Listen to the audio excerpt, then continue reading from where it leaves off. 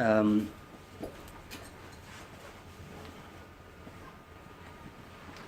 from the name of God to the name of God. I congratulate those who have already endured 2 of my lectures and are still here to listen third, and I see the casualties on the way. And I don't blame you or Christmas, but I blame the violence inscribed in my speeches itself.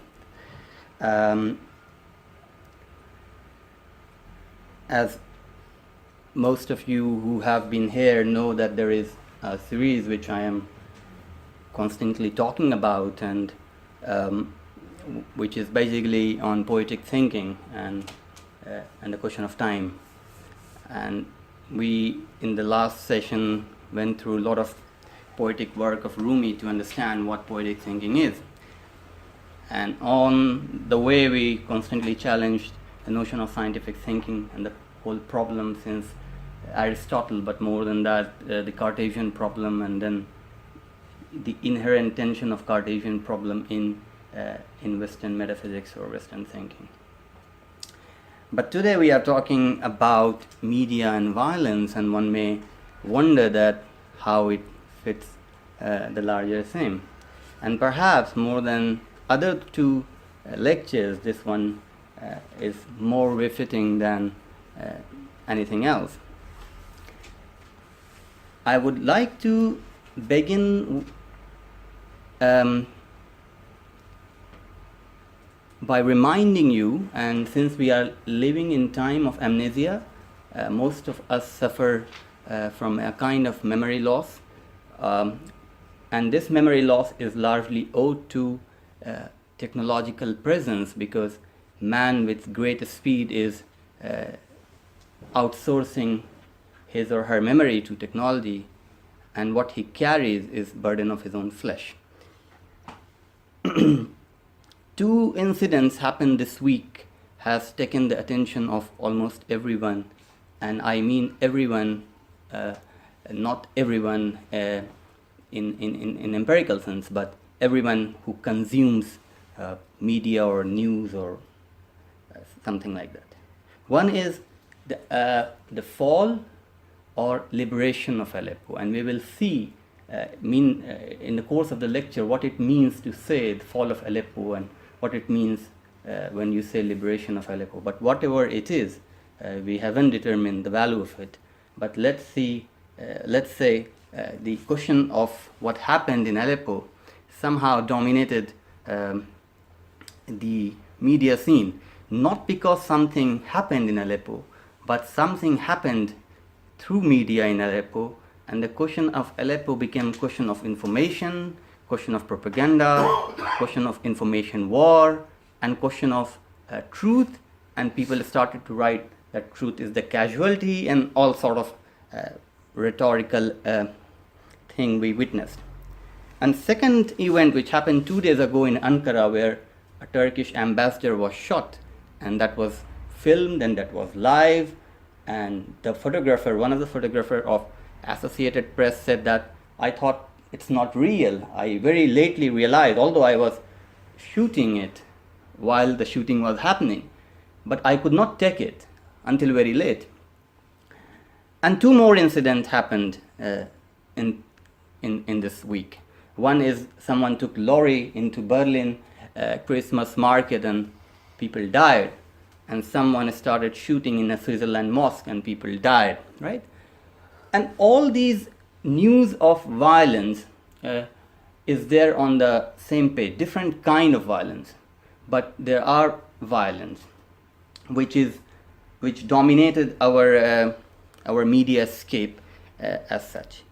We'll try to unlock the meaning of all these if we can, and at the same time try to see that what is happening in terms of violence, and what is media in its very fundamental phenomenological sense. Also, through media, what is violence in its pure phenomenological, if there is pure phenomenology of violence. I got a note from Charles Baudelaire, who, and since we always talk about poetry in this class, it would be interesting to begin with Baudelaire. He's writing in 1860, and he's writing in one of his journals, "It is impossible to glance through any newspaper, no matter what the day, the month, or the year, without finding on every line the most frightful traces of human perversity. Every newspaper, from the first line to the last, is nothing but a tissue of horrors.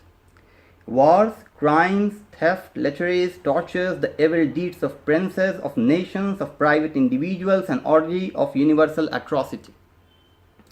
And it is with this loathsome appetizer that civilized man daily washes down his morning repast." And only a poet can say perhaps like this.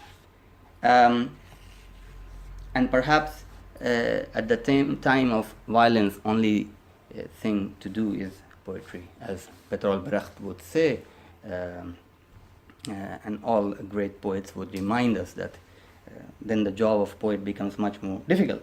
But I don't want to go into poetry to begin with, and I would like to remain on the question of violence. So, from 1860s and till now, what we see, and what most of the media scholars have argued, that only bad killing sells. So, only bad murder makes a news. A good news is one which has a gruesome, horrific tale of terror. And if it's not there, it's not worth selling. And perhaps this is what we are trying to do in these lectures, or perhaps we are trying to do something through this lecture, is to grasp thinking. And as my new listener would like to know, and I would like to remind those who have been here, and I would like to just alert people who are new to this lecture, that thinking does not mean thinking. Thinking does not mean reflection. Thinking does not mean to understand what is outside you. Thinking is basically concerned with the deep foundation of the being, which Heidegger would call Dasein.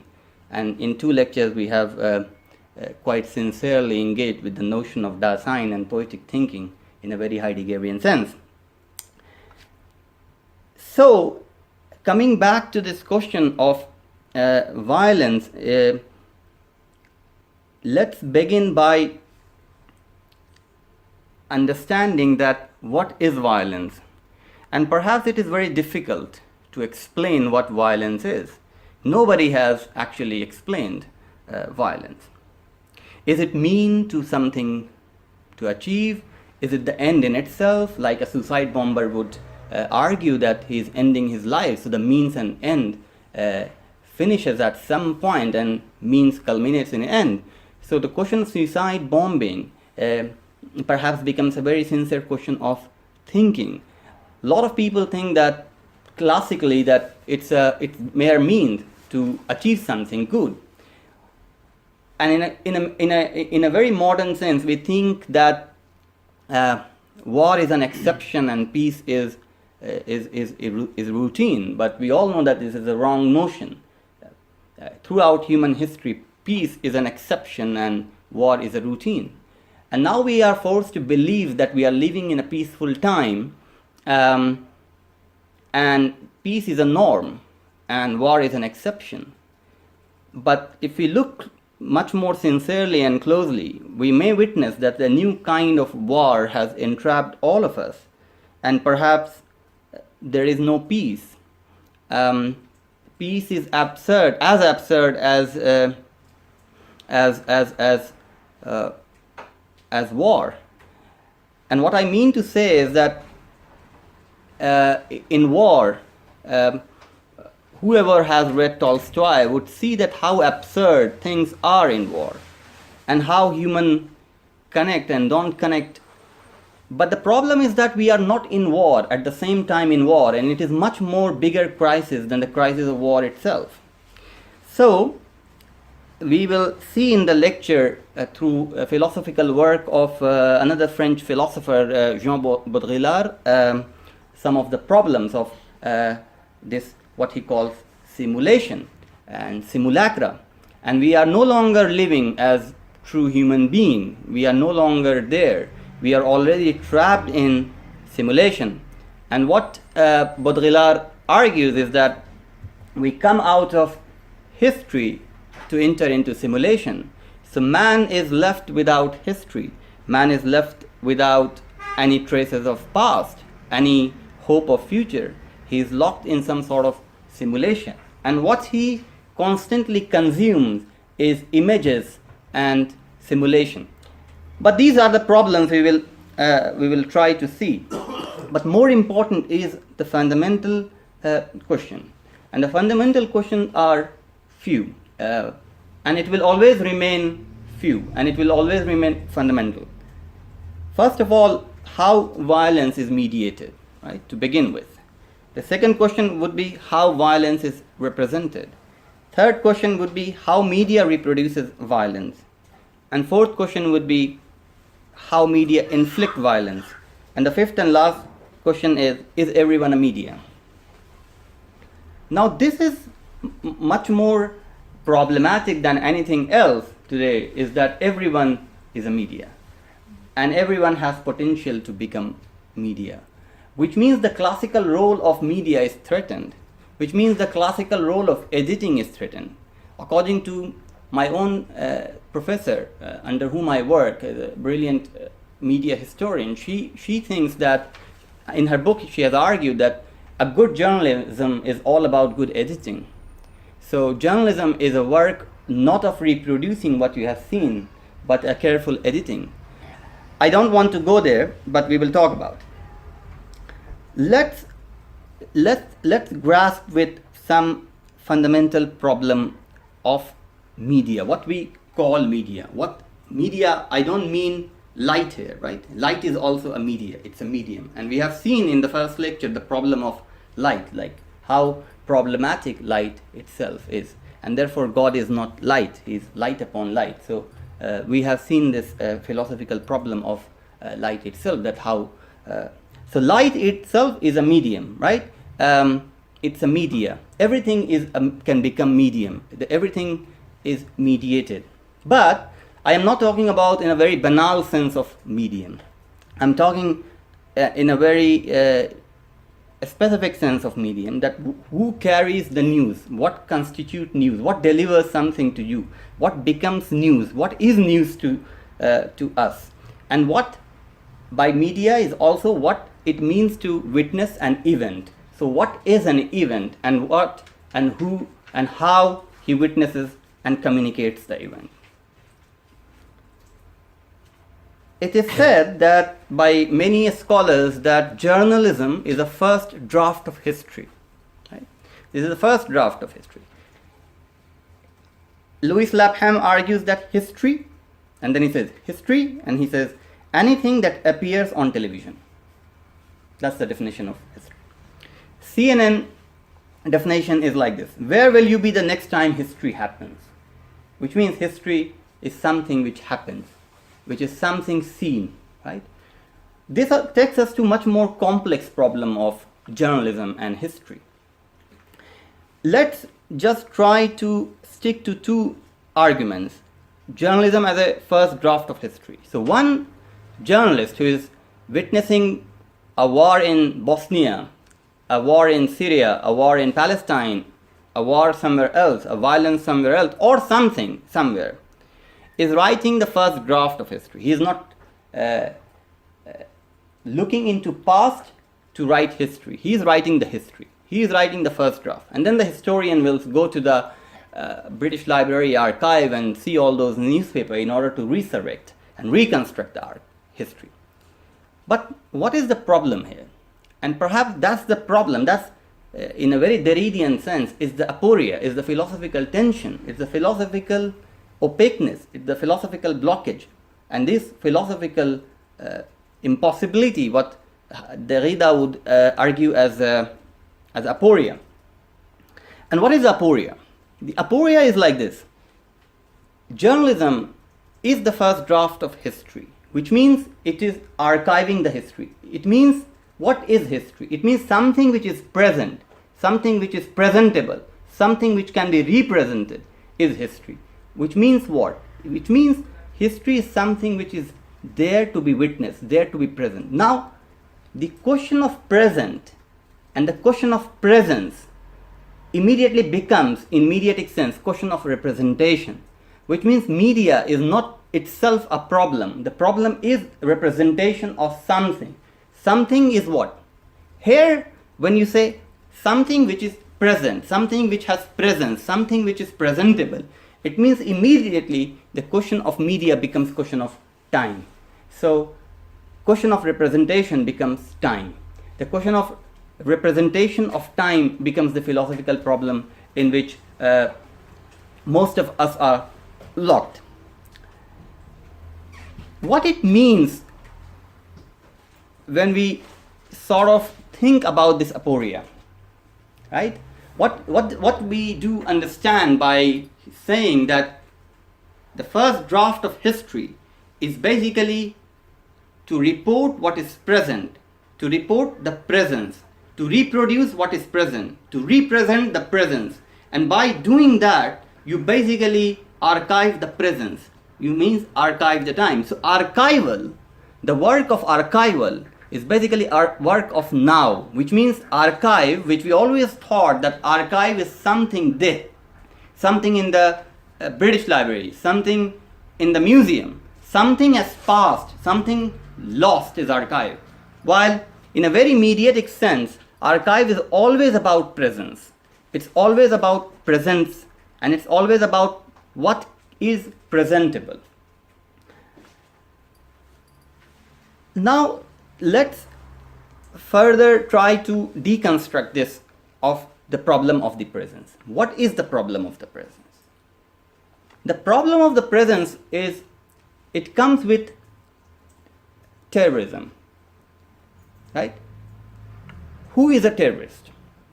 If you look into most of the movies, English movies and Bollywood movies are also obsessed with, most of the people believe Bollywood is obsessed with romanticism, right? Dancing at the Everest without clothes, right? But Bollywood is more than that. Bollywood is obsessed with question of terrorism. And what is there in terrorism? What is terrorism? Let's come to some philosophical problem again. Let me, and as you know, I am not a scientific thinker, so nothing will happen like this. B follows A, C follows B, D follows E, and so on and so forth. This is perhaps will not happen, and therefore the task of the thinking is to destroy all linearity, because there is nothing linear. There is no progressive history, what Marxist people have always argued, that there is a dialectic and there is a progressive history and man's fate is progress. Unfortunately, it's not. And I am reminded of Simone Weil, another brilliant philosopher which I have mentioned once in my first lecture. She says that these progressive Marxists believe that if they keep walking the linear path, in the end they will be able to fly, right? So a progress will emancipate them. A linear line will unfortunately, it's not. And perhaps this is a problem with, inherent problem with the Marxian thinking of progress. There is no history of progress. And Walter Benjamin has captured it quite beautifully when he says that there is no history of civilization which is not history of barbarism at the same time. So, history of that presence, right? Coming back to the question of presence. Let me try to explain it in a much more concrete way. And I will explain through this passage of Edward Said. Said writes in 1991, when the Gulf War was happening, he writes in New York Times, "It is terrifying to watch Iraq now being readied for mass destruction. First, its leader is transformed into the personification of evil." Saddam Hussein, obviously, and in 2003 again he was personified as evil. "And our new ally is the embodiment of virtue, which is Saudis. Then Iraq's people and society are reduced to military asset, how we can gain from it, right? in a demonized Islamic jihad. Because these are Muslim, Muslim means Arab, Arab, and Arab means Muslim, Muslim means obviously potential jihadi.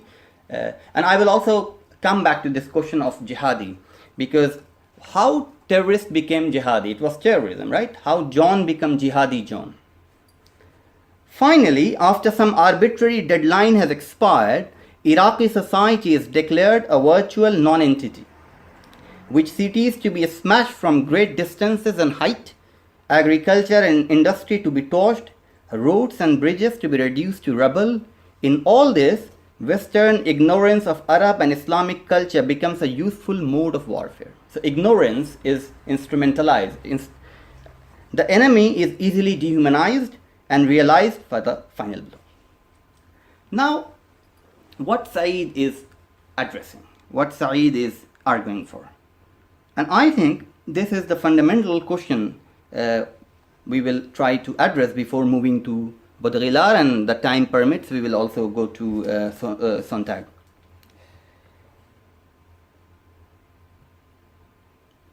Before that, before going to this passage, before actually looking at what Saeed is saying, let's try to understand one more problem, right?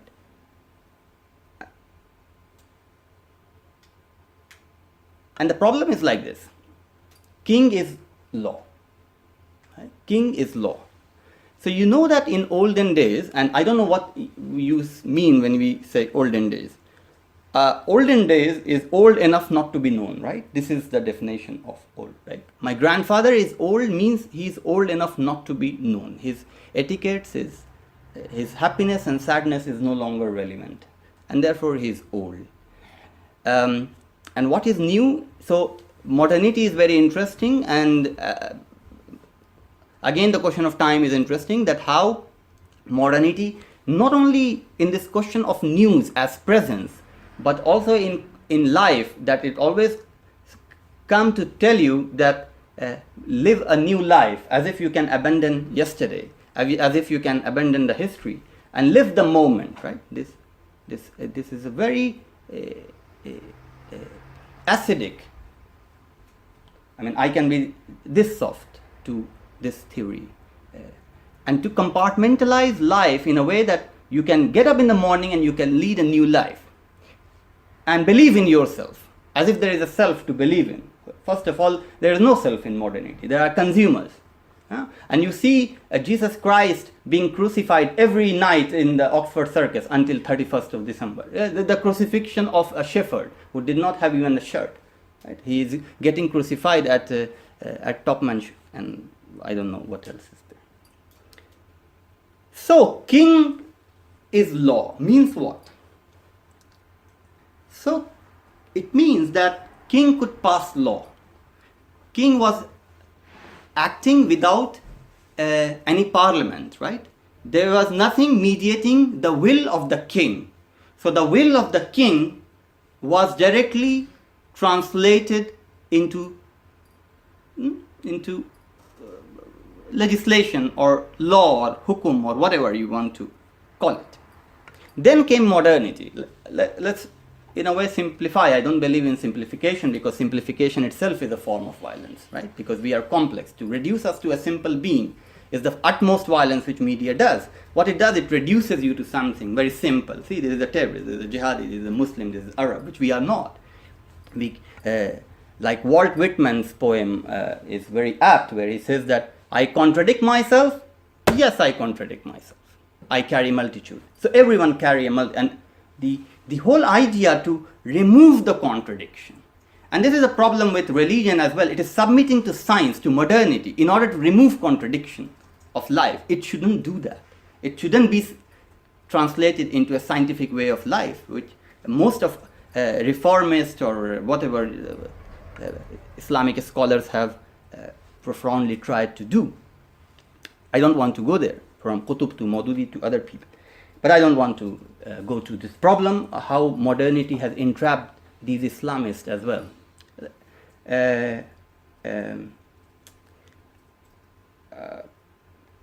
So, king is law. So, king was basically mediating without mediation. So, king will is the will which is representative. So there was only one will of the king. Now what happened? Now you have a parliament. Now there is a democracy. Now there is a parliamentary democracy. Now the will of the king is basically will of the people. So people became sovereign. We the sovereign people of X country and Y country and Z country. I don't know the constitution of every country. I mean, Azam would be able to tell me more about it. But Indian constitution would tell you, we the people, right? We the people are sovereign. Here as well, the people are sovereign. What these sovereign people are doing? Sovereign people are going in 4 or 5 years and casting vote. And this vote casting is basically surrendering of the will. And now the will is with the parliament. And then this parliament is run by the government. So government has the will. But unlike king is the law, here comes the problem that in a democracy, a ruler has taken the will of all of us by our own will, right? This is not irony. This is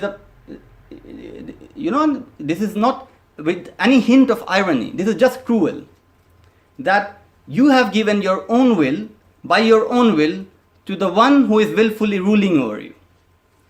Now what is going to happen is that this person who has taken the will from you very willfully will govern through law. So he will not make law. Parliament will make law. And then this law will be enacted on you. But here there is another problem. This law, so the king is dead. Long live the king, but the king is dead. Here comes the prime minister. Here comes someone who is elected for 5 years and parliament makes law and then law is imposed on you, but king is dead. Now who is there? There is something called law enforcement agencies, which is the new king. Right? So if there was one king in one kingdom, here you have every policeman as a king. He has the same right as the king had. If he believes that you are a suspect, if you are a terrorist, he can do whatever he wants. So any kind of violence is then protected by law. It means law itself is violence.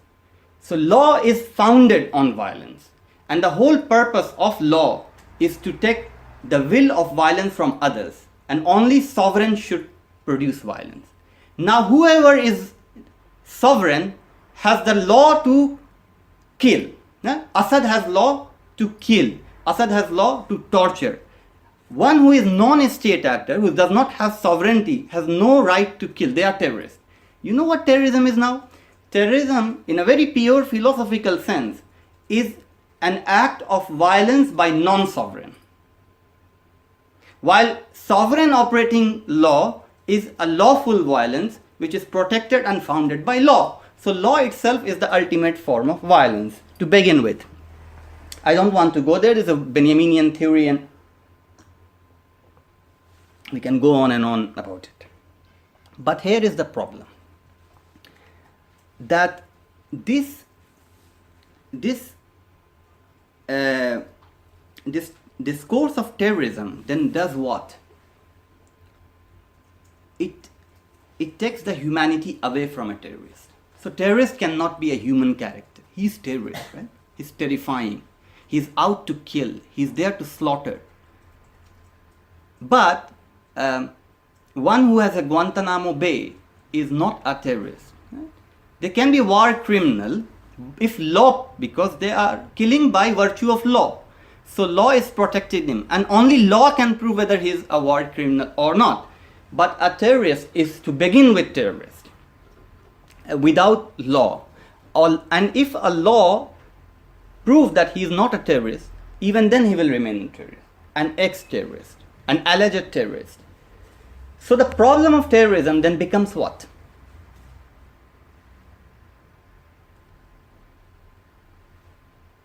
The problem of terrorism then becomes problem of dehistoricization of people. And this is what dehistoricization in the end leads to dehumanization. One who has no history is a suspect. And one who is a suspect is a potential terrorist. So all those people who are trying to come and cross the Mediterranean can be a potential terrorist, can be dangerous. So without even thinking and knowing that who the lorry driver was in Germany, there is a lot of things about Arab people and how Arab people became terrorists, a potential terrorist. And we have many incidents that somebody was saying something to another friend in Arabic day before yesterday, and he was taken off from plane, and hundreds of such hate crimes. But the problem is that the terrorism discourse is basically to dehumanize, but it does not just dehumanize, it just does not do that. It first dehistoricizes, it takes history away from people. Now come this problem of terrorism, which is another, not only the problem of terrorism, which is problem of language and how language is constructed, but at the same time the problem of power. In that very sense, let's again connect to Aleppo. There were two narratives happening. One narrative was saying that Aleppo fall, right? People in Halab are suffering, and there is a liberation narrative which Russian television and Iran and Hezbollah and Assad regime has talking about liberation. There is a fall and there is a liberation. And then there is a contestation that mainstream Western media is betraying the whole objectivity, and there is nothing happening here, and Assad is not killing, and Iranian militias are not killing, and so on and so forth. And then there is another side of the story that how jihadists have killed, and everyone is a terrorist. The interesting thing is that everyone in Aleppo is a potential terrorist. So it's the same technique which Western media have deployed on Saddam, and we think it's a Western invention. It is a Western invention. But it is not limited to America and Britain and NATO and all that. Now Russia and Iran and anyone can do that. And Assad is deploying the same tactics, that whoever is not with us is against us, which means a potential terrorist. And then there is a whole reproduction of this narrative.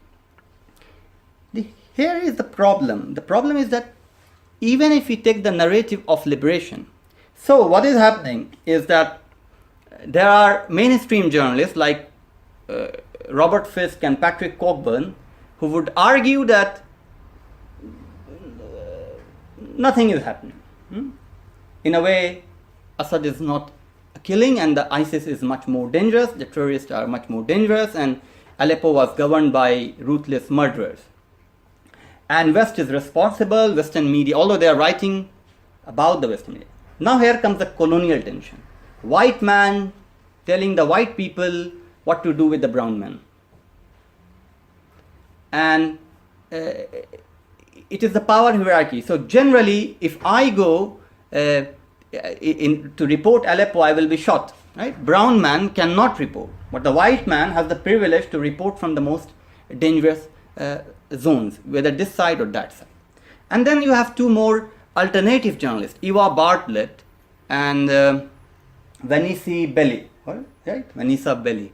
Both of them cheering for the Assad army and taking photos with the Assad army and claiming to be independent journalists while they are a proper columnist at. So they try to challenge this narrative. And Eva Bartlett said that all these photos of children appearing in the mainstream media is false. And then there is a story in the Independent that a lot of the thing about Aleppo coming out from Aleppo is shooted in Egypt. And it's the same girl which is shown, and White Helmet is basically terrorist organization. So everyone who is not with Assad is. There are two problems. One problem with the power and one problem with media, which means with representation, because representation, it has to be speedy, which means it has to be sensational. News is like pornography. It is a great satirist and writer, Karl Kraus, Austrian writer, the brilliant, one of my favorite. Karl Kraus says journalists are the worst writers, and you extend the deadline, and the writing becomes horrific. So it's better they just dispose in most ugliest form. If you give them more chance, they will become more horrific. Which means there are two problems. One is the problem of the political problem, the question of objective, subjective discourse, and the problem of representation, because representation is the simplification of the person. And therefore, image is a dangerous thing. Right? And we are living constantly in the world of images, because what image does, image captures the moment, it captures a particular mood, and it takes time out of it. So an image is without time, right? So image is timeless, and it can always be recycled, but unlike text. So the liberation problem is difficult to grasp it. So Eva Bartlett accused that media is producing these images, and you know the Syrian ambassador in United Nations himself used fake images to justify his argument. And Eva Bartlett accuses White Helmet and people that nothing is happening, right? Nothing is happening. Nobody is getting it. So Channel 4 took, because Eva Bartlett gave a press conference in United Nations and argued that this is a fake image, right? This image is fake. It is being fake.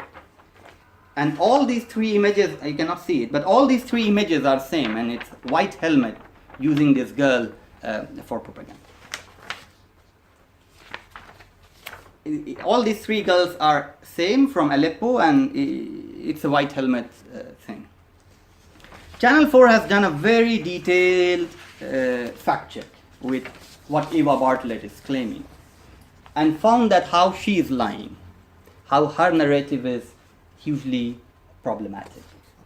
This is Eva Bartlett. Right? You might have seen her video, and she's openly pro-Assad. Now here comes another problem of journalism, that any journalist who is with army, who is with power, to begin with, he is in a morally wrong side. Because the job of a journalist is not to be with power. It is always against power. And I will go with Howard Zinn's formulation. Howard Zinn argues that even if powerless is wrong, we should start from the position of the powerless. You cannot start from the position of Assad. But here comes typical problem of representation. If people are not with Assad, they become terrorists. Why and how? It is because of this whole idea of the presence. Because of no one wants to go into the historical tension of power. No one wants to locate things in 60 years and 100 years time, and how the British divided and there was nothing, Jordan and Lebanon historically, and how British mandate and the French mandate created it, and how everything happened, and how these terrorism, not only those terrorism for which Iraqi and Syrian people are suffering, but everyone in the world is frightened by terrorism. While we are not frightened by drones, which has killed many people in Pakistan and more people than terrorism, but it's a legitimate power, right? So instead of doing power analysis, media fails to do that. Media captures an event and reproduces it. It takes us to Baudrillard. Baudrillard argues from the 1990s Gulf War that Gulf War did not take place. And he was ridiculed for saying that. Obviously, people don't read, they ridicule, right? So, Twitterati were always there from the time of Habil and Qabil, perhaps. And in fact, a lot of obituary, when he died, said that Baudrillard never died, right? Now, it's the problem of simulation. What is happening today is that terrorism and violence and war has become a spectacle. It is something to be screened, something we consume. We are consumer of violence, and we cannot survive without it. And there should be newness in violence. There shouldn't be. And ISIS has understood this point quite beautifully than anyone else. So it stages violence. It puts a flag, it creates a desert, Photoshop it, and then slaughter it in a perfect manner so that it should look like a perfectly scripted film. Baudrillard argues that basically there is no war happening in the world. Gulf War was not a war at all. We are no longer capable of war. Right? What he means, let's try to do some textual reading. Before. Who said this? Who said this? What you just said. I said this. No, Baudrillard. Baudrillard, yeah, Jean Baudrillard. So he talks about in modern times this, what he calls simulation. What is simulacra? A lot of people think Matrix is Matrix. The movie is somehow Baudrillard's reading of simulation, right? So the director read Simulation, the book Simulacra and Simulation, and wrote Matrix, and Matrix becomes, which is absolutely wrong, because Baudrillard said that the director never understood the book, as every philosopher would claim that you didn't understand me. The pain of the eternal pain of a philosopher is that nobody understands me, and he always, one day people will come and Nietzsche would say, one day people will associate my name with something huge. I am not a man, I am dynamite. I will burst something. But today nobody understands me. He's dying in the lap of his sister. This is the pain of a philosopher. The pain of a poet is nobody loves me.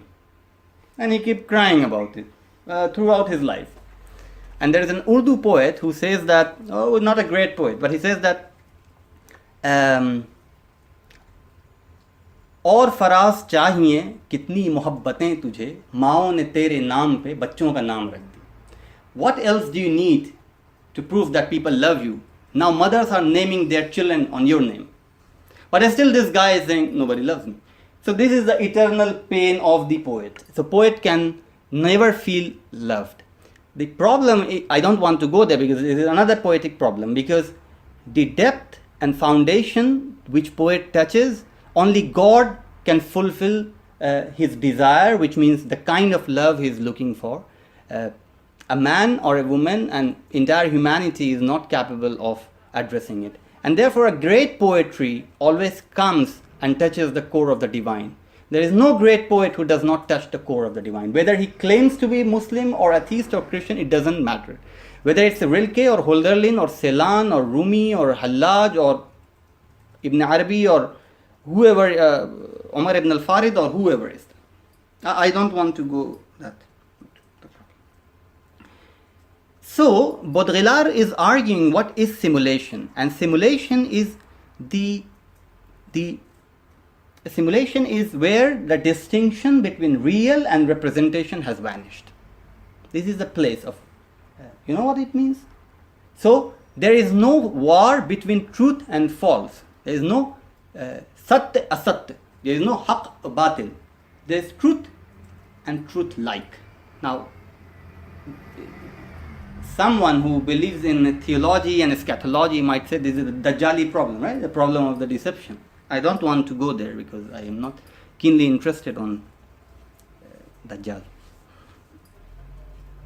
But if there is Dajjal, then simulation itself is Dajjal, according to Baudrillard. Although Baudrillard never wrote Sahih Bukhari, but if he would have read it, he would have called simulation as Dajjal. This is a philosophical problem which Baudrillard is arguing and struggling, which people ridiculed. And as all philosophers will say, you didn't understand. And truly, a lot of people don't understand. That the simulation, the world of technology and this world of representation, and everyone with a mobile and laptop and constant engagement with information and everything, he's living in a simulation according to Baudrillard. And what is simulation? Because reality and representation has vanished. The distinction.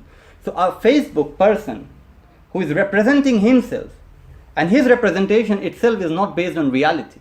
It's based on his own assumption of himself, and sometimes his own assumption of his future situation. He projects himself, and he lives there. He lives with certain ID.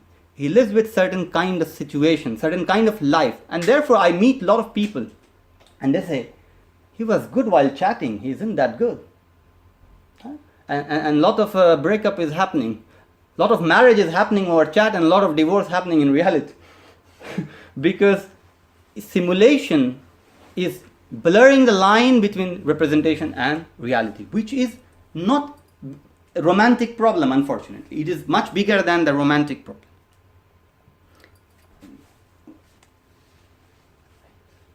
It's 8. I haven't even started.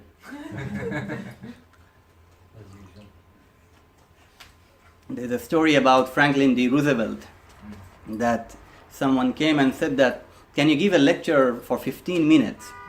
He said, I need 1 month preparation. He said, okay, can you give a 30-minute lecture then? He said, I need 2 weeks. He said, okay. And if you have to give a lecture of 1 hour, he said, give me a week. And he said, if you have to give a lecture of 3 hours, he said, I'm ready. So I am ready, you know what I mean. Anyway, you just stop me where you want, because I don't think I will,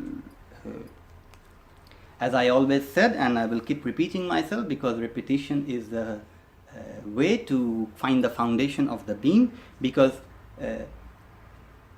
we never arrive, right? The beginning is not to end. Beginning is to arrive in order to depart, but by beginning we never arrive. So arrival is infinitely different. Anyway, everything is therefore transposed, I quote Baudrillard, everything is therefore transposed into the virtual, and we are confronted with a virtual apocalypse, a hegemony ultimately much more dangerous than real apocalypse. The most widespread belief in a logical progression from virtual to actual, according to which no available weapon will not one day be used, and such a concentration of force cannot be led to conflict. However, this is an Aristotelian logic which no longer our own. Our virtuality has definitely overtaken the actual, and we must be content with this extreme virtuality which, unlike the Aristotelian, deters any passage to action. We are no longer in a logic of, let's not go there because it will take time. But let's just focus on one thing, that the virtuality and the virtual life we are living and the virtual material we are consuming and the virtual experience we have is much more than real. And whatever is happening, so the people saying that truth is the casualty in Aleppo war, unfortunately, even if it is true, it is a sad statement, because truth is irrelevant. Blood, bone and flesh is the ultimate casualty, which we don't care about. We are seeing that which image is correct, where people die. So we consume, even in our sadness. And if we are more sad while walking down the underground station, and we see someone crying in Yemen, and you just pay through simulation £3, which goes to another simulation, and through simulation something happens which you don't know. At the same time, we feel very moral. So the real, even in terms of empathy. And therefore, when people say, the question of fasting is an extremely philosophical problem, because we no longer fast. We just do hunger strike, right? For 24 hours, 18 hours, whatever people do. Because one of the reasons to fast was to feel empathy. The whole idea of Ramadan or any religion, I mean Hindu religion is interesting as well. It's to feel empathy. We no longer feel empathy, because even we do zakat by simulation. We go to some charity website, pay 30, but we don't feel the pain to connect, pain to feel, and pain to live the reality. So the virtuality have overtaken our own presence. Let's move to another problem, which is the question of war, which is quite obvious, but just to highlight. The media promote the war promotes the media, and advertising competes with the war. So war itself is a good advertisement. For power, for companies, for Syrian war may never end. If this is the statement that it never took place, in my thing is Syrian war will never end.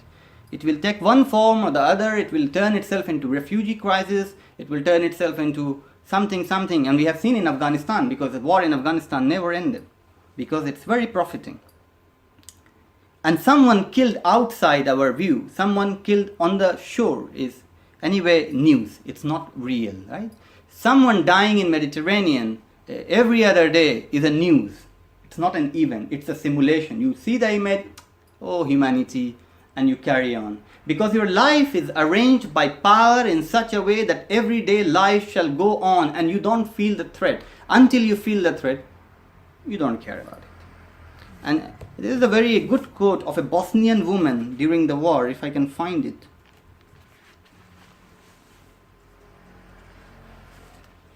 It's very good. It's testimony. I'm sorry, I will try to speed up, and we can discuss in question answer if you have a struggle. A citizen of Sarajevo, a woman of impeccable adherence to the Yugoslav ideal, whom I met soon after arriving in the city the first time in April 1993, told me, quote, "In October 1991, I was here in my nice apartment in peaceful Sarajevo when the Serbs invaded Croatia, and I remember when the evening news showed footage of destruction of Vukovar just a couple of 100 miles away. I thought to myself, oh, how horrible, and I switched the channel." So she didn't switch off, she switched to other channel. So how can I be indignant if someone in France or Italy or Germany sees the killing take place here day after day on their evening news and says, oh, how horrible, and looks for another program? It's normal, it's human, unquote. Now Sontag is commenting. Wherever people feel safe, this was her bitter, self-accusing point, they will be indifferent. But surely a Sarajevan might have another motive for shunning images of terrible events taking place in what was then, after all, another part of our own country that did those abroad who were turning their backs on Sarajevo. Anyway, I don't want to go to Sarajevian problem. So, because the life, which Heidegger would call Machenschaft, has been arranged in a way that you have to carry on the life. So carrying on the life is to focus on your life, on your own bank balance. And if you feel sad, like Zizek has pointed out, with my extreme dislike for Zizek, but I like this example, that you go to Starbucks and they say 2 pence all from each coffee goes to Guatemala children, and you drink that coffee and you feel that you have done something fantastic. The media promote the war promotes the media, and advertising competes with the war. The promotion is the most thick-skinned parasite in our culture. It would undoubtedly survive a nuclear conflict. It is our last judgment. But it is also like a biological function. It devours our substance, but it also allows us to metabolize what we observe like a parasitic plant or intestinal flora. It allows us to turn the world and the violence of the world into a consumable substance. So war or promotion, he asks. So in terms of the simulation, where you are constantly delivered ISIS thing and drone and this and that violence, we are consuming it like everything else. And NGOs are benefiting from it. And they are building their own empire, and we are building our own morality by giving three pounds.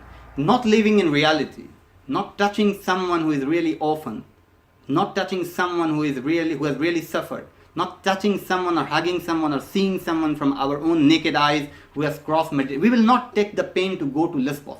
We will rely on the images, and then maybe if we have change, we will spare it. So Baudrillard goes on and on about it's not a war which happened, because no war any longer happened. Unlike earlier wars in which there were political aims either of conquest or domination, what is at stake in this one is war itself. Its status, its meaning, its future. It is beholden not to have an objective but to prove its very existence. Anyway, I will skip.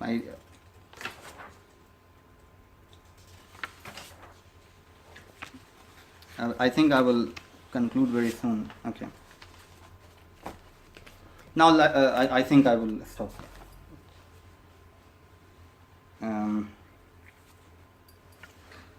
Now actually I wanted to touch on symbolic violence and epistemic violence and the colonization of time, but unfortunately the time is never enough. But we think we are living in last point I would like to make, and then we can open this to discussion. we think that we are living in an information age. We are more informed, we have more news, we have news about Syria, Aleppo, Yemen, Dakota pipeline, whatnot.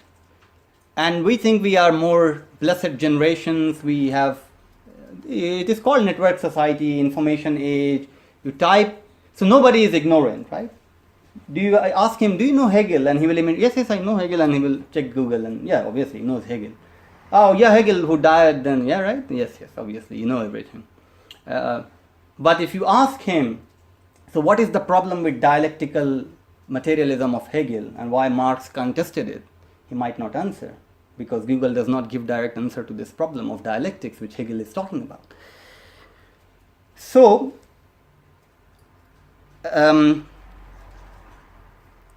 let's finish on this point. Baudrillard argues, information is like an unintelligent missile which never finds its target, nor unfortunately its anti-missile, and therefore crashes anywhere or gets lost in a space on an unpredictable orbit in which it eternally revolves as junk. And I think he correctly points out the problem of information. Information is like an unintelligent missile which never, and those people who are defending any regime, any barbaric regime, or any regime, even honest regime, I don't believe there is an honest regime anyway, but whoever believes in that, and based on information, it certainly has lost the plot because it does not understand the power relation. And Baudrillard has truly sort of summed up. Information is like an unintelligent missile which never finds its target, nor unfortunately its anti-missile, and therefore crashes anywhere or gets lost in a space on an unpredictable orbit in which it eternally revolves as junk. There is another interesting line, but I think I will miss it. No time. Let's finish on this one. The idea of a clean war, like a just war, people say just war. Liberation is a positive statement. It's a just war. Like that of a clean bomb. So there is a clean bomb, like a clean war, or an intelligent missile. This whole war, conceived as a technological extrapolation of the brain, is a sure sign of madness. It is like those characters in Bosch with a glass bell or a soap bubble around their head as a sign of their mental disability. A war enclosed in a glass coffin like a Snow White, purged of any carnal contamination of warrior's passion. A clean war which ends up in an oil slick. Obviously, he's pointing out to those people who wants Iraq for their economic benefit. Last point, and then I will sort of sum up and we will talk. Fine illustration of the communication schema in which emitter and receiver on opposite sides of the screen never connect with each other. Instead of messages, it is missiles and bombs which fly from one side to the other, but any dual or personal relation is altogether absent. Thus, an aerial attack on Iraq may be read in terms of coding, decoding, and feedback. In this case, very bad. We cannot even know what we have destroyed. This explains the tolerance of the Israelis. They have only been hit by abstract projectiles, namely missiles. The least live this problem. I will just touch on the last problem of the drone, for example. And drone has a similar problem, but unlike any warfare in which even a pilot is riding an aircraft and killing people, has a chance to be shot by something. Man is having McDonald's in Washington and killing people like a video game, like a simulation. For him, it's a simulation and it's killing people. And it might extend. So the technology might extend in which, like everyone is today a journalist, tomorrow everyone can be a pilot. And it is already happening. There is a Channel 4 story about someone putting a pistol, a revolver in a drone machine and trying to shoot animals in forest. Right? Someone is doing that. And you already have these drones. So, coming back to the point of representation of media, that violence is not only media reports and represent as a dehistorical material. That's obviously there, that it produces violence and counter-violence and war and terrorism as a dehistorical material, as a dehistoricized subject, as a dehistoricized substance. But also what is inherent in this representation is violence, because representing something or someone without even its history, without even looking the whole scheme of things is violence. And also the language deployed creates a discourse which will always eliminate. So whatever they do, whatever we do, in the end media is not something which is reporting violence, but it is perpetuating violence. And not only perpetuating by talking about violence, by talking about simple things, by taking simple materials and giving it a language, and that language traps people. And for example, migrant, for example, terrorist. A migrant time is already frozen by media. Media freezes the time. Who is a migrant? A migrant who does not have a history, who does not belong, who is a stranger, and who has already been subjected to violence, as if, in the sense that one who arrives at the shore of other country is forced to speak a language which he does not know. So in the end he has to leave the language which he was carrying. So, and when everyone is a media and there is a war everywhere of every sort, how to retain sanity, how to cultivate critical thinking? When information itself is a misdirected missile, what shall we do? And perhaps this is when we will always go back to thinking, that thinking is something, and poetry which will always dare to rescue and help. And if poetry is introduced even in journalism, that's how the language will become more sensible, more intelligent, more open. Because today it's an unpoetic and extremely violent form of producing news, producing language through images, through tagline, through sensational headlines, through which we perpetuate violence because we have been reduced to consumer. And also we are consuming our own images, our own voice. So selfies are like everyone thinks they are God and they are for glorifying. So in a religion earlier, it was the function of the God to glorify himself, and the function of the abd, the slave or the people, was to glorify God. Zikr is one way of glorifying God, and there are many ways of glorifying God. And in politics, king is the center of glorification. So the subject of the king used to glorify the king. Now we have democracy. So everybody is glorifying themselves by producing their own image and consuming their own voice and consuming their own image and then reproducing it. It's a kind of madness which is taking people away from thinking and turning them into mere flesh, which we are trying to fight with here. Thank you very much. And we are now open to question and criticism.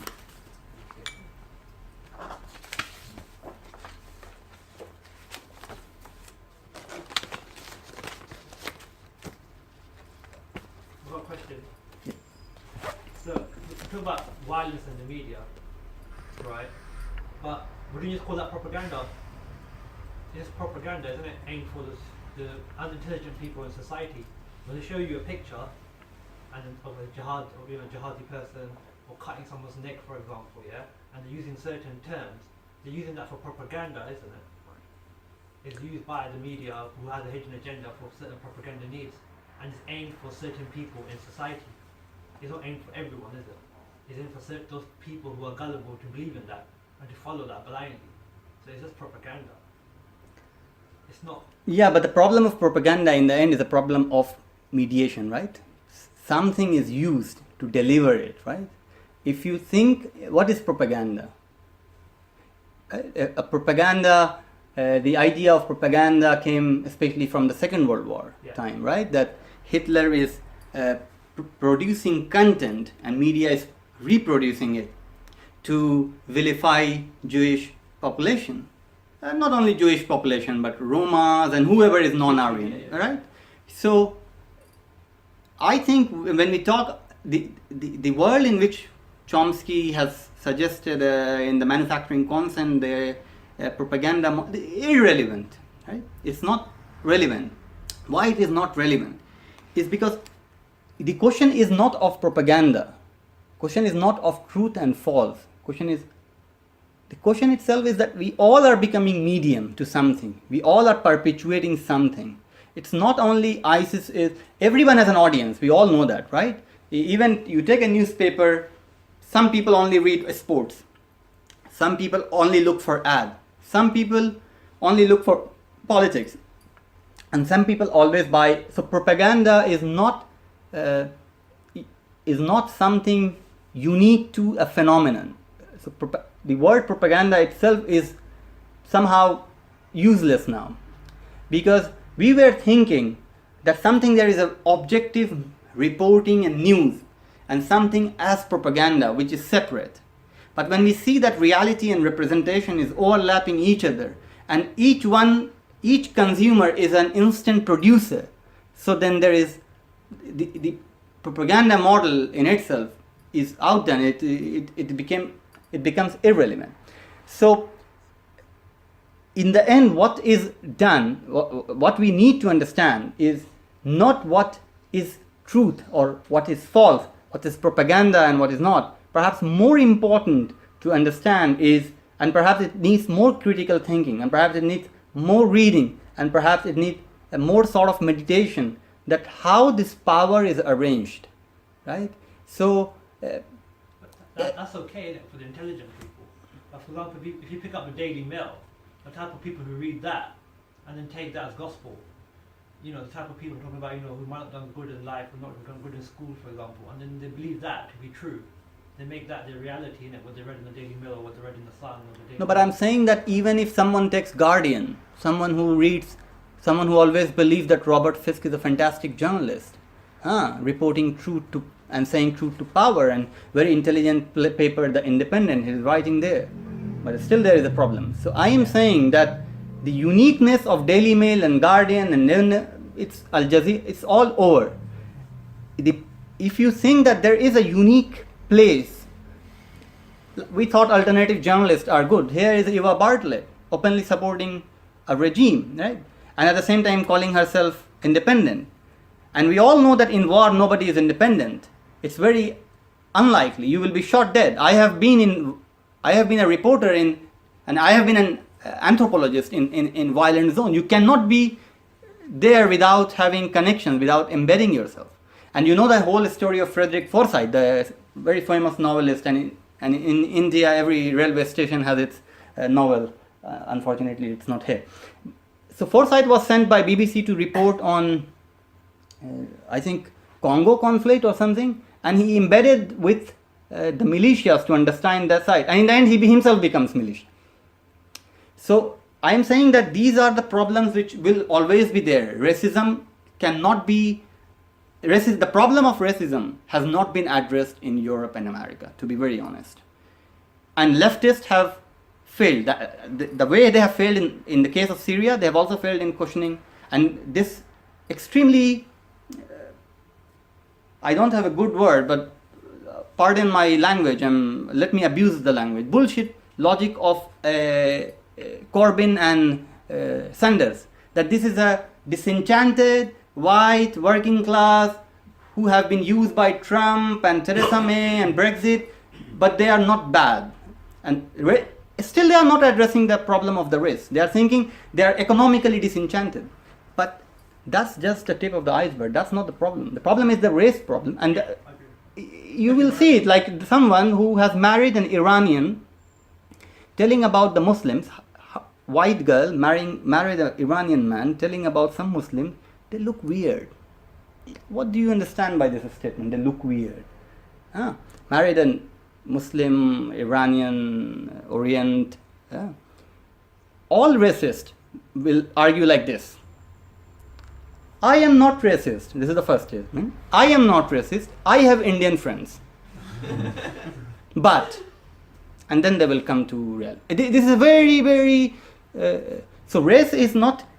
And also understand from a Frantz Fanon point of view, I don't want to go into race theory, but race is not only problem of the white skin. Race is deep in the black skin, the brown skin as well. So race is not addressed as a problem. In the same way, since Crusade, Islamophobia has not been addressed in the way it should have been addressed. And in some way, it is still there, it is referred, and still Europe is a fort, and whoever is coming is trying to Take over. take the fort into pieces and whatever. Take over. So let me return to where I started, and I always interested in arrival is this will go on, and therefore it is much important than ever that we should minimize, first of all, have a conscious relationship with technology. And by technology, I mean light as well. Like I am critical of light. To the news and to media, and only by finding the care structure of the Dasein, which is the topic of my early two lectures, which is the thinking. And thinking, as I have repeated myself, thinking is not outward. Thinking is to find the being within, the foundation of your own being, not existence, not self, being, is perhaps more urgent than ever. I mean, you can ask something which you have not, which I missed to explain in.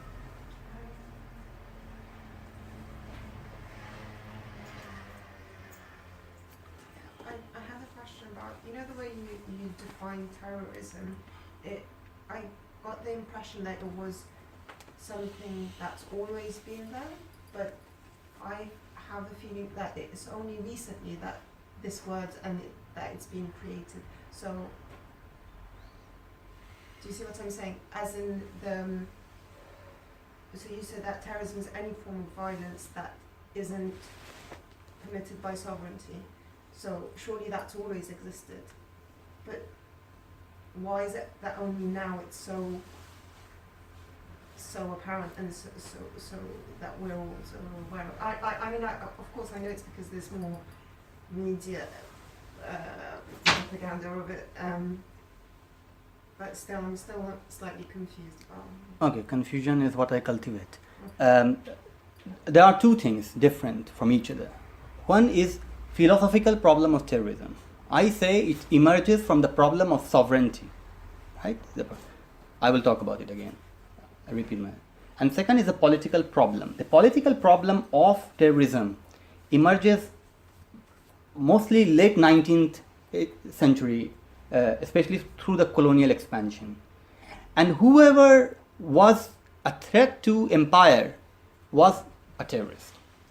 And there were laws as well. You see in case of India, you see in case of, even in case of Palestine. I immediately remember two of the Israeli prime minister who, according to British government in 1930s, were terrorists. And there was a prize of almost £100,000 or something, and their posters were all over Jerusalem. Minaim, what was his name? The second or third prime minister of Israel. I don't remember the name. But he was a terrorist. And then he prime minister, and then he became, So Iqbal Ahmad has written a very good piece on that, terrorism, ours and theirs. And the Bin Laden and these people were invited, Taliban was invited in White House, and Nixon or Reagan, I don't know who was there in the White House, and he said about Taliban that these people are moral equal to the founding father of United States of America. Moral equal to the founding fathers of United States of America. 10 years down the line, they become terrorists and whatnot. So terrorism is a problem of power, and power embedded in media as well, because it has the power to constitute and represent. When you have the power to represent, you have the power to represent someone as something. And there's a very good lecture by Monica Lewinsky. I hope you remember her, right? Maybe it's quite old, but yeah, Monica Lewinsky was center of media attention in 90s when Bill Clinton, you know the story. Recently she gave a TED talk, and she talks about what if that incident had happened in the time of social media.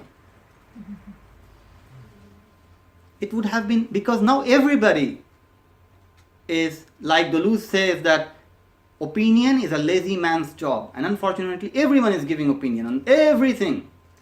In India, everyone is expert of Middle East. In Middle East, everyone is expert of Europe. In Europe, everyone is expert of Islam.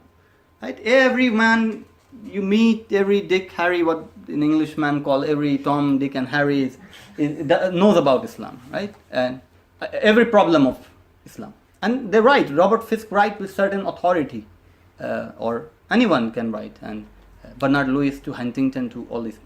So this is the problem that perhaps will take us to another media scholar who says that medium is the message. Medium empowers people, and they have this illusionary power that world is listening to them. You have been empowered. You are an information society. Come on Facebook, the world is yours, right?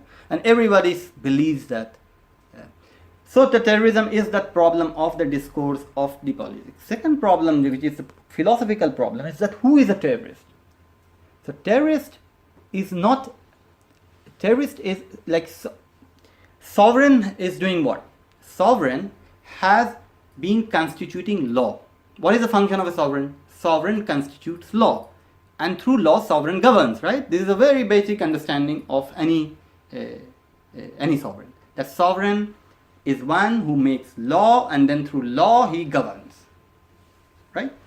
Now there comes someone who don't believe in that sovereign, and he says, I will govern by my own law. So he becomes what? A rebel. He becomes a terrorist. Rebel is a Marxist word. For Muslims, we are terrorists, right? Rebel, now no one is rebel, even in Syria. For Russians, it's all terrorists. And it's very interesting that how rebel becomes terrorist. And Albert Camus' beautiful novel about rebel is also there for your reading. So, the question of sovereignty, and then this question of sovereignty is a problem of the nation state. It's a very political problem of modernity. That how modernity constitutes sovereign and the boundaries of the sovereign. So, and this is a problem with the political Islam as well. Because, well, they say that sovereign belongs to God, in the end they make Muhammad a political figure.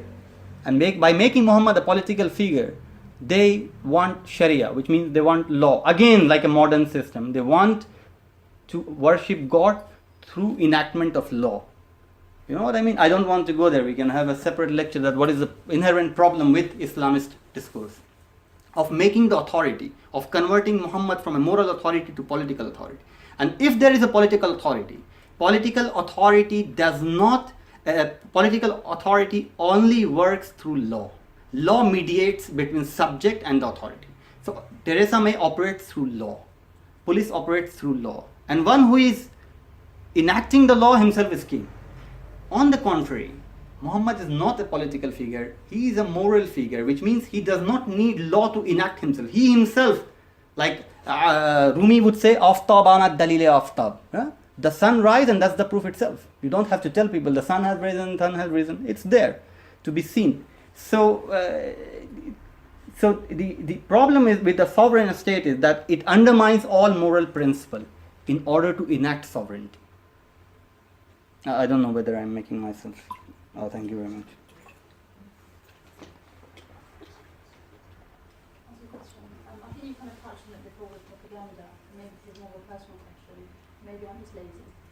But my question is, what is the way to reach the balance between the system where you've got too much information and it's difficult to kind of sift through and you're bombarded with knowledge and it's hard to actually extract which parts of that information is actually knowledge, and probably from where I am, where I avoid all news and I don't want to read papers or anything like that just because it's kind of hard to sift through. Would your answer just be read as much as you can, do critical thinking, is it as straightforward as that? How do you kind of reach the gap in the middle where you become aware and conscious of what is truth and what isn't? I don't know if that's even an answer to that. Let's try to begin with the beginning. No, I don't have a straight answer. I am not a scientist. I mean, I am not. As I have said in the last lecture as well, truth begins with negation. La ilaha. So this la, which clears the ground of any being to be present. Any presence is founded on this negation. I will not go there, it has been discussed enough. But just to make myself little clear, ambiguity is the terrain where we all should live, because clarity is dangerous, where clarity creates enemy.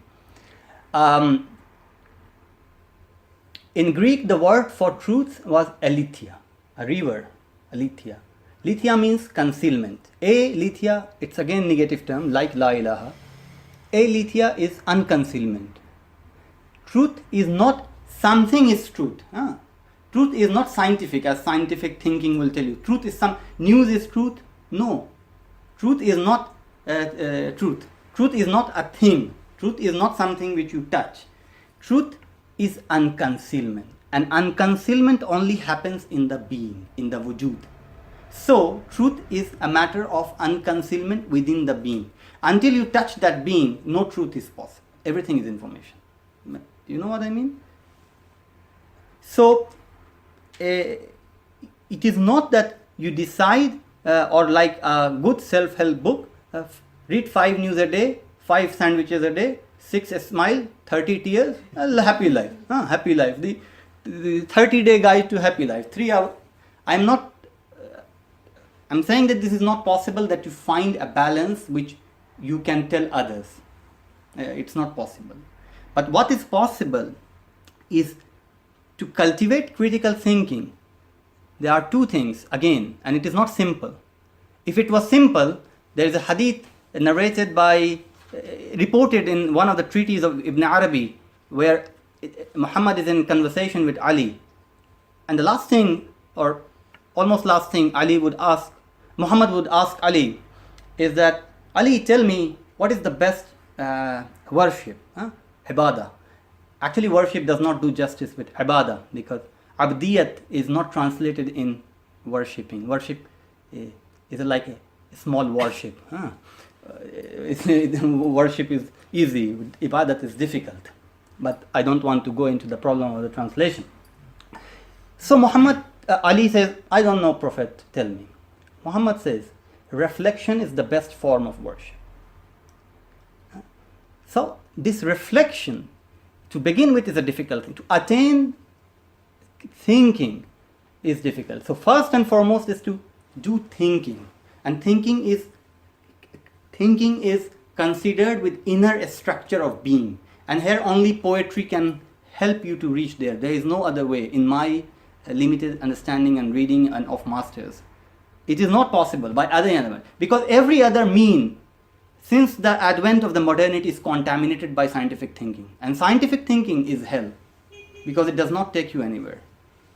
It is the center of the problem itself, because it presupposes man as a reason, and reason presupposes to be truth. So the cogito ergo sum, in the cogito itself becomes truth. And it is the center of the problem, that man's consciousness itself is the truth, and that truth constitutes the subject. It is a bloody Cartesian problem, and this has contaminated East and West. So there is no East and there is no West. It's all contamination. What are the small spaces of non-contamination? Is some poetry, which will always take you from that scientific, logical, Cartesian, Leibniz thinking to inner structure of the being. That's the first thing. And second thing is to always locate any event into the power map. You cannot just go Assad versus something, X versus something. A state, as Nietzsche would call it, and I believe Nietzsche here, that of all the monsters, a state is the coldest. A state is the most coldest. It will not spare anyone. It will not spare anything. It will not spare Medina when the time for... it will not spare anyone. So, one never should begin looking into problem from the state's narrative. The first and foremost thing for any good student, including me, the bad student I am, but is to begin to see things from always opposite narrative. Someone who does not have power, or someone who has less power. First of all, find it. Therefore, even knowing is difficult. Information eating is easy. It's like Maggie. Just go boil and eat, you have the information. But truth is difficult. Truth, not that truth, aletheia, but truth is something which we are looking for. It's not easy. It's not for everyone. And therefore, there's a brilliant essay by Susan Sontag as anthropologist as a hero. It's not easy to be there. So, in ISIS, in Russia, in Iran, in Hezbollah, in all this map of power, what Spivak would call subalterns, those who are not speaking, those voices which we cannot hear. First locate them and start to build a narrative from there if you want to look at anything. Otherwise it's impossible. Because until and unless you locate an information in its power map, you are deluded. You are already in simulation.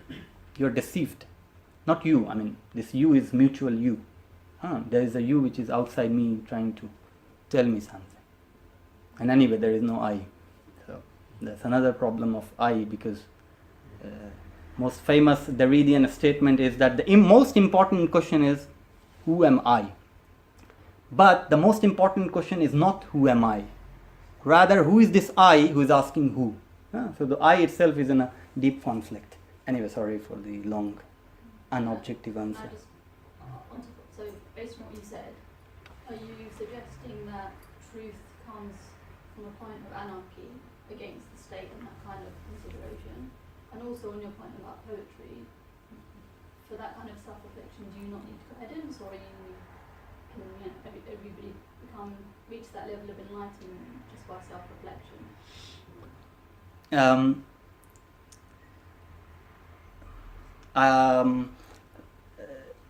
First of all, anarchy is a Marxian utopia.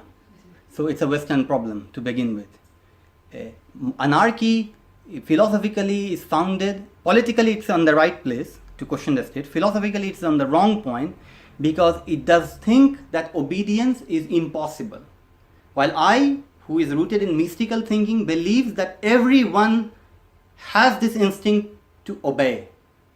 Eta. We do obey, whether our own ego, our ideology, everybody is obeying something.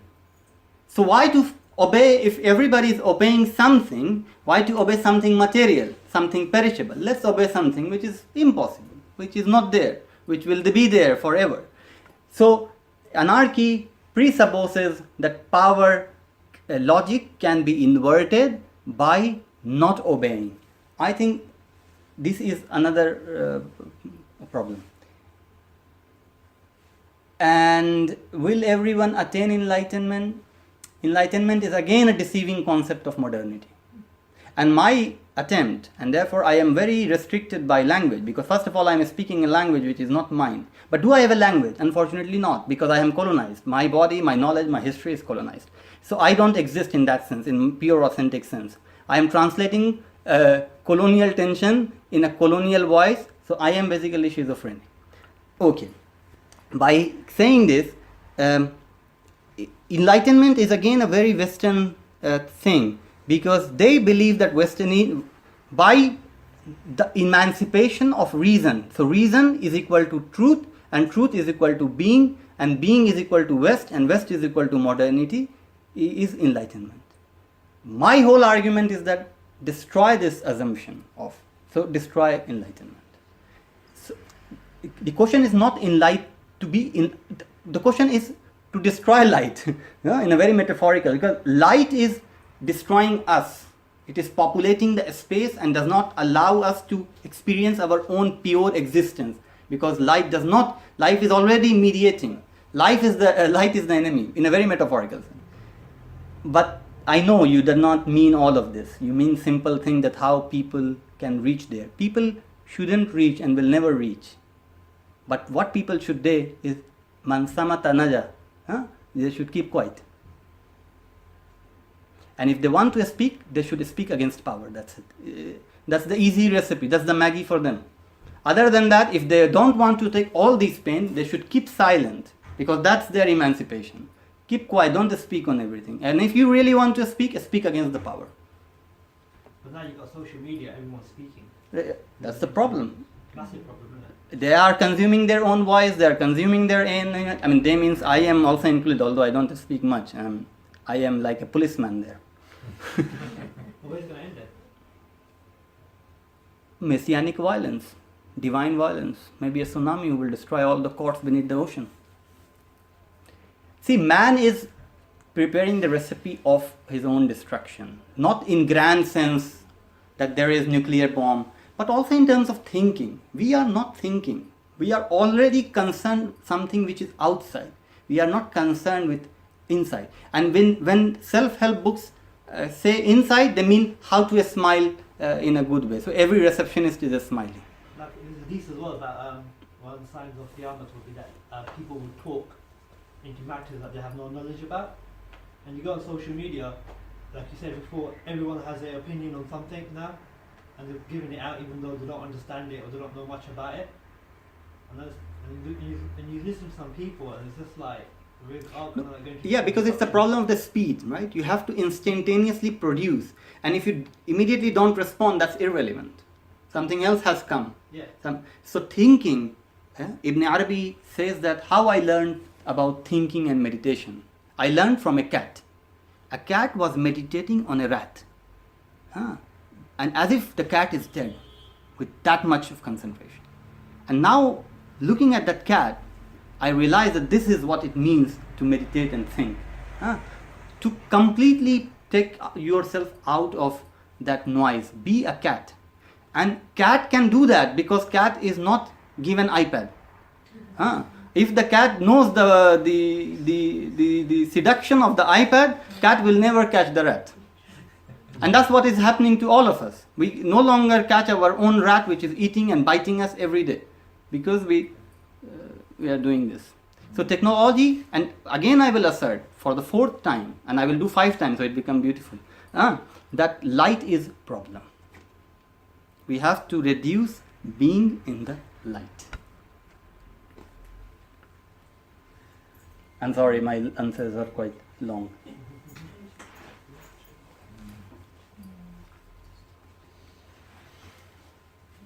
Do we have time or we are done? We have 5 actually. Okay. We have time for 15 minutes. So you have to ask a question, else I will start speaking.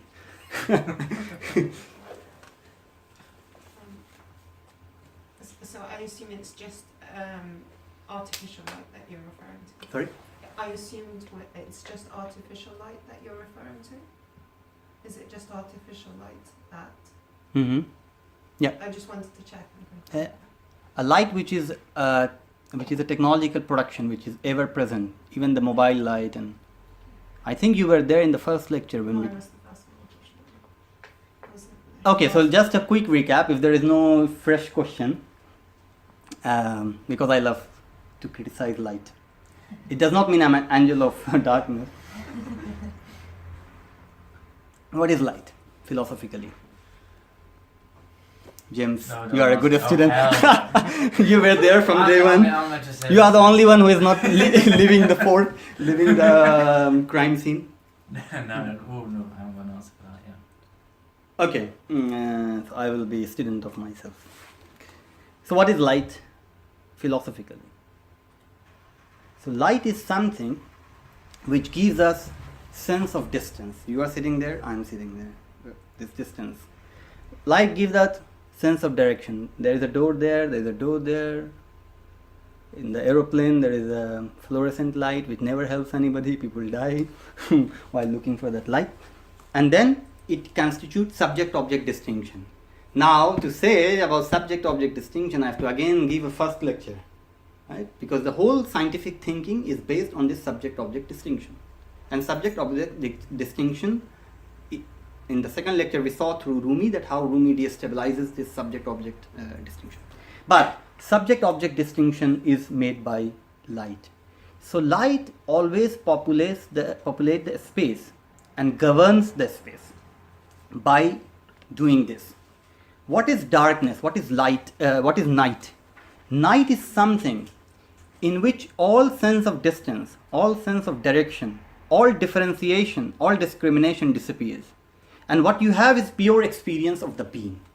And only by experiencing the being in that absolute darkness, you can reach to that whose experience cannot be personified in the light. So which means, and therefore you see that all higher religion, and especially considering all of us are Muslim here, maybe I'm bad Muslim, you're a good Muslim, Mahmoud Mamdani version, you know, good Muslim, bad Muslim, political term. Anyway, but I'm very bad Muslim, so I'm not even Mamdanian problem. So religion, especially even Christianity, in mysticism, the night worship is glorified. Stand up at night, do this at night. Right? There are plenty of Quranic verses and ahadith and a lot of things from Sufi practices and non-Sufi practices. So why they glorify the night ibadat, night worship? Because only in the night worship, only when you are left alone with yourself, you can experience that and touch the inner core of your being. And only then you can realize there is something divine. That divine presence does not come in sunlight. In sunlight there are mediation, ayat. Right? The ayat are present in the sunlight. But pure presence is only possible in absolute darkness. Pure presence is not possible in light.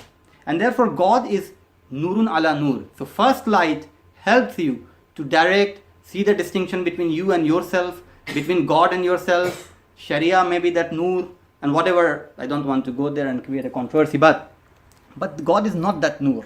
There is another nur which takes up everything, sucks up everything, and which will suck your own existence. And in that absolute light, which takes the light itself, which takes all this purpose of light. So the union becomes something. So union is not a problem of light. So light does not give us now with this mobile like a Musa's yade baida, like everyone is shining their hand. The light is destroying. Even one button at 2 o'clock might disturb the whole equilibrium of a dark room. You cannot focus. You cannot have ibadah. And like Samuel said that the ultimate form of generosity is absolute attention. Can we attend to anything in the presence of light, especially in technology, obviously? And this is what Imam Ghazali would argue, that ikhlas of one moment is enough for barat, but that ikhlas, that ultimate attention, is not possible in presence of light. So the problem of light of this, and it goes further and further, because this civilization and this power wants to create an economy which is 24/7, which I took the problem of light in the problem of time in the first lecture. And if it is 24/7, the distinction between day and night should be destroyed. So there should be night life economy. Everything should always be illuminated all the time. So you should have no sense of night. So no fear of night. In that sense, you should have no access to your own self. And therefore, this modernity is extremely dangerous thing. And perhaps progress is not such a good thing, unfortunately, or fortunately. So I don't know, it's a quick recap. Maybe you have Omar Farooq has the first lecture as a recording. So he might be generous enough to share one day.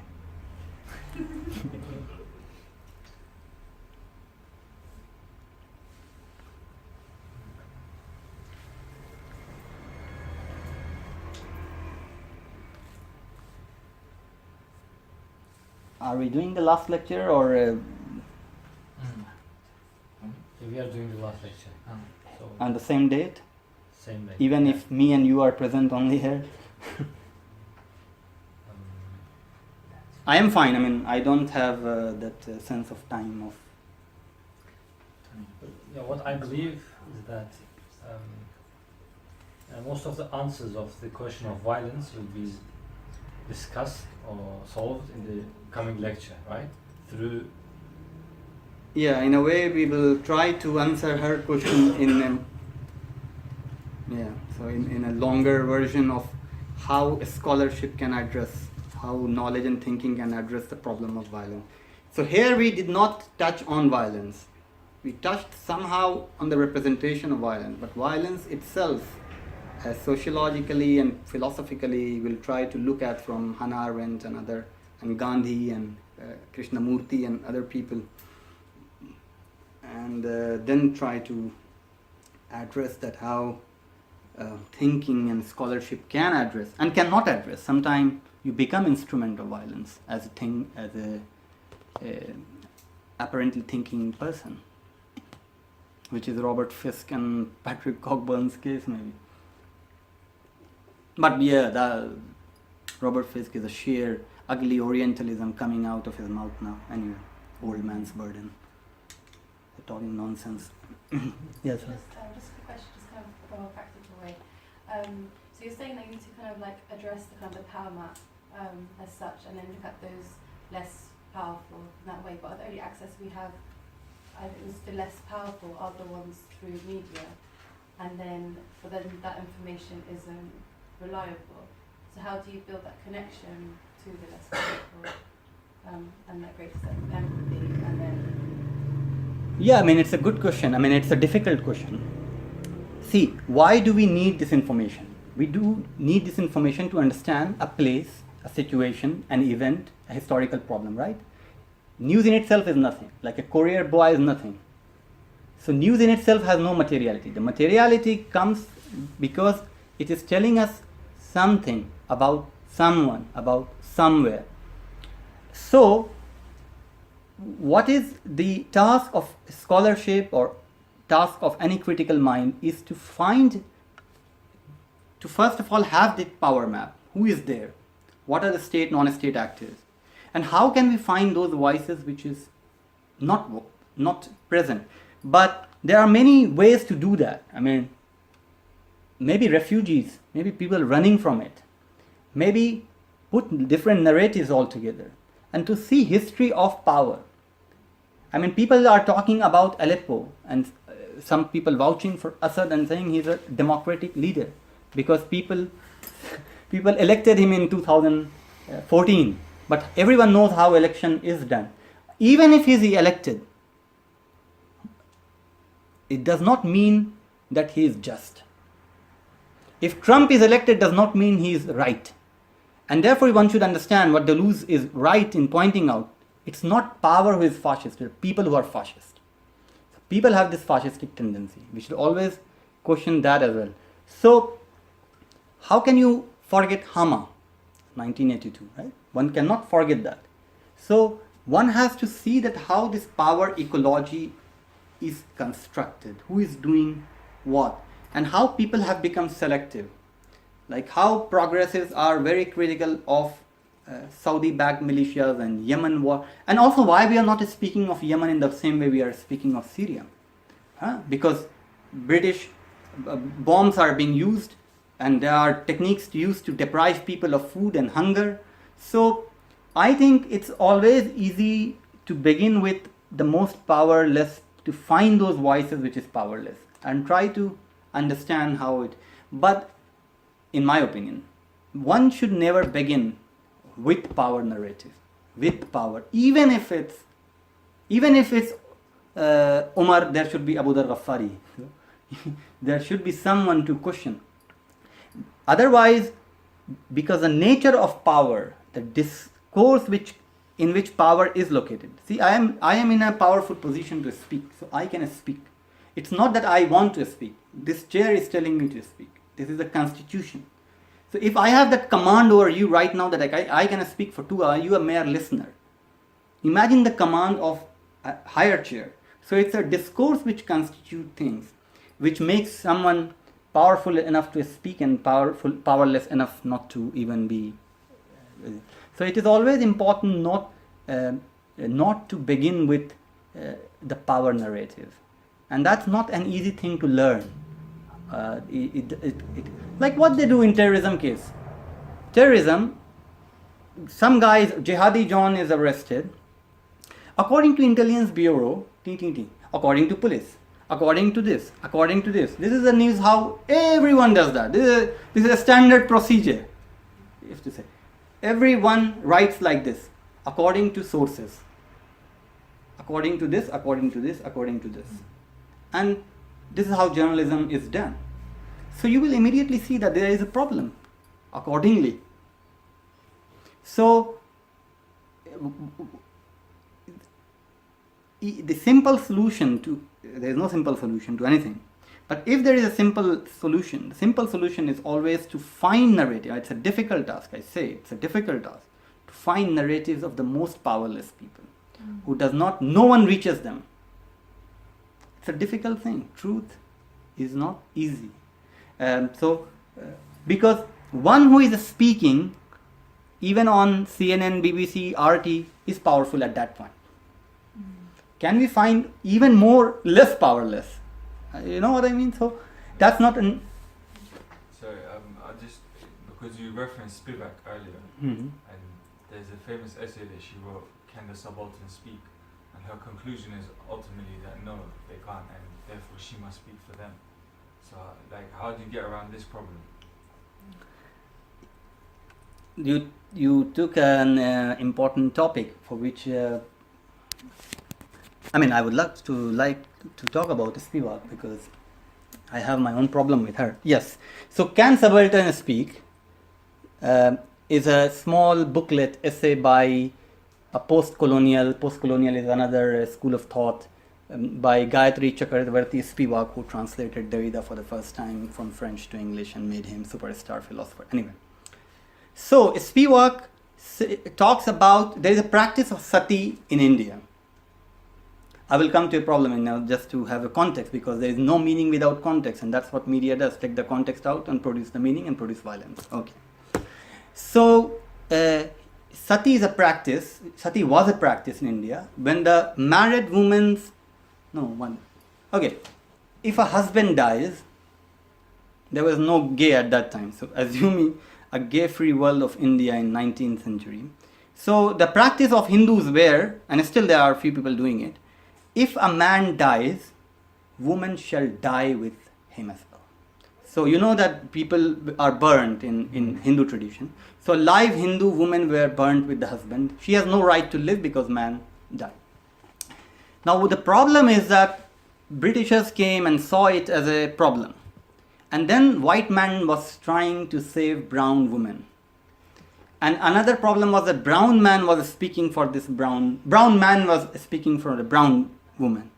So between brown man and a white woman, the brown man and between brown man and a white man, brown woman is stuck. She cannot speak. For her husband is speaking, and to liberate, white man is speaking.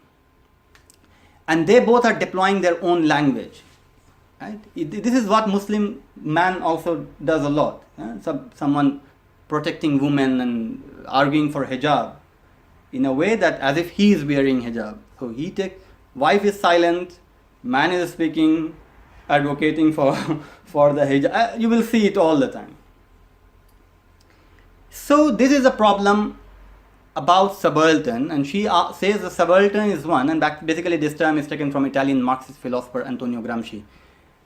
She says that subaltern is one who cannot speak. She only talks. Because when woman talks, nobody is there to listen. So she never speaks. She only talks. And she makes a distinction, wordplay, that speaking is something in which someone is listening sincerely. And in talking, you just talk. So in Facebook, people are talking. But she is saying that woman does not speak because she has no right to speak. She only talks.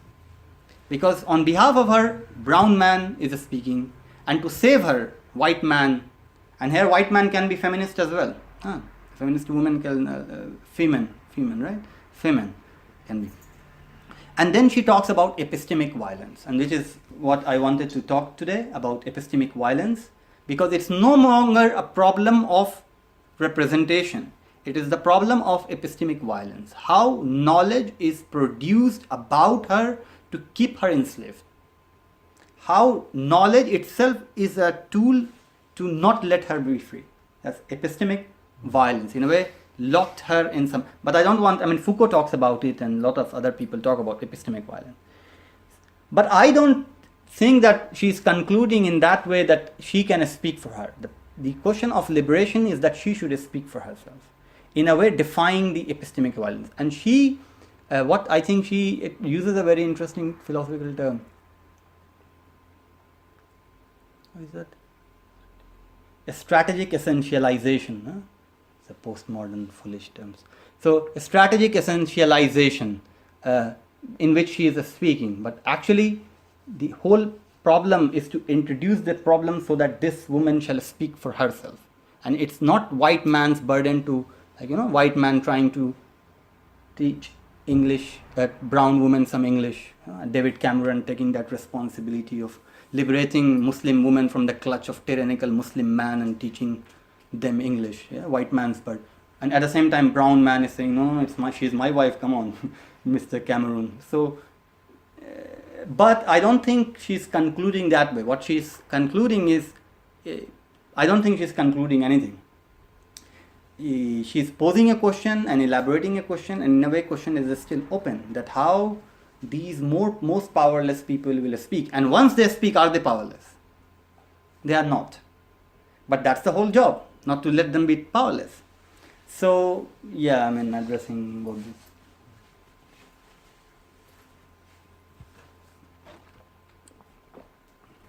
I'm done. Thank you very much once again.